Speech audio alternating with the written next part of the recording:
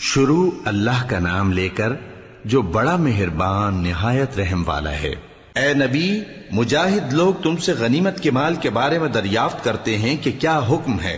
کہہ دو کہ غنیمت اللہ اور اس کے رسول کا مال ہے، تو اللہ سے ڈرو اور آپس میں صلح رکھو، اور اگر ایمان رکھتے ہو تو اللہ اور اس کے رسول کے حکم پر چلو۔ مومن تو وہ ہیں کہ جب اللہ کا ذکر کیا جاتا ہے تو ان کے دل ڈر جاتے ہیں، اور جب انہیں اس کی آیتیں پڑھ کر سنائی جاتی ہیں تو ان کا ایمان اور بڑھ جاتا ہے،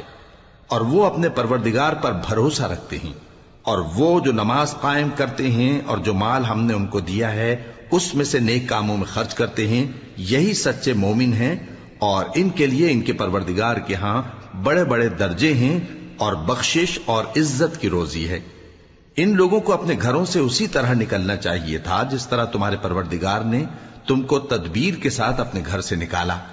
اور اس وقت مومنوں کی ایک جماعت ناخوش تھی، وہ لوگ حق بات میں اس کے ظاہر ہونے کے بعد تم سے جھگڑنے لگے،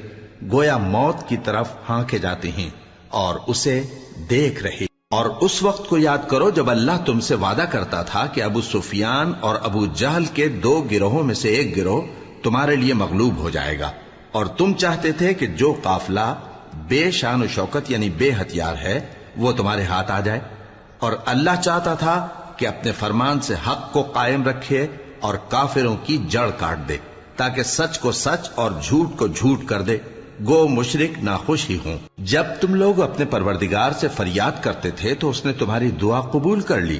اور فرمایا کہ تسلی رکھو، ہم 1000 فرشتوں سے جو ایک دوسرے کے پیچھے آتے جائیں گے تمہاری مدد کریں گے، اور اس مدد کو اللہ نے محض بشارت بنایا تھا کہ تمہارے دل اس سے اطمینان حاصل کرے، اور مدد تو اللہ ہی کی طرف سے ہے، بے شک اللہ غالب ہے، حکمت والا ہے۔ جب اس نے تمہاری تسکین کے لیے اپنی طرف سے تمہیں نیند کی چادر اڑھا دی اور تم پر آسمان سے پانی برسا دیا تاکہ تم کو اس سے نہلا کر پاک کر دے اور شیطانی نجاست کو تم سے دور کر دے، اور اس لیے بھی کہ تمہارے دلوں کو مضبوط کر دے اور اس سے تمہارے پاؤں جمائے رکھے، جب تمہارا پروردگار فرشتوں کو ارشاد فرماتا تھا کہ میں تمہارے ساتھ ہوں، تم مومنوں کو تسلی دو کہ ثابت قدم رہیں، میں ابھی کافروں کے دلوں میں رعب و ہیبت ڈالے دیتا ہوں، سو ان کی گردنیں اڑا دو اور ان کی پور پور توڑ دو۔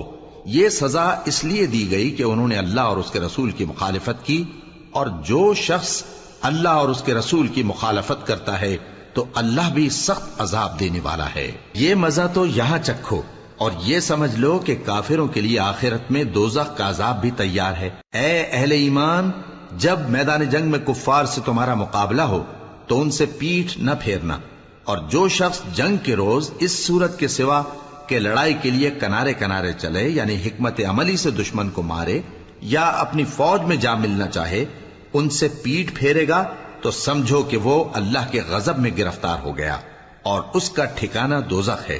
اور وہ بہت ہی بری جگہ ہے۔ پس تم لوگوں نے ان کفار کو قتل نہیں کیا بلکہ اللہ نے انہیں قتل کیا، اور اے نبی، جس وقت تم نے کنکریاں پھینکی تھیں تو وہ تم نے نہیں پھینکی تھی بلکہ اللہ نے پھینکی تھی۔ اس سے غرض یہ تھی کہ مومنوں کو اپنے احسانوں سے اچھی طرح آزما لے، بے شک اللہ سنتا ہے، جانتا ہے۔ ہوا بھی یوں ہی، اور کچھ شک نہیں کہ اللہ کافروں کی تدبیر کو کمزور کر دینے والا ہے۔ کافروں، اگر تم فیصلہ چاہتے ہو تو تمہارے پاس فیصلہ آ چکا،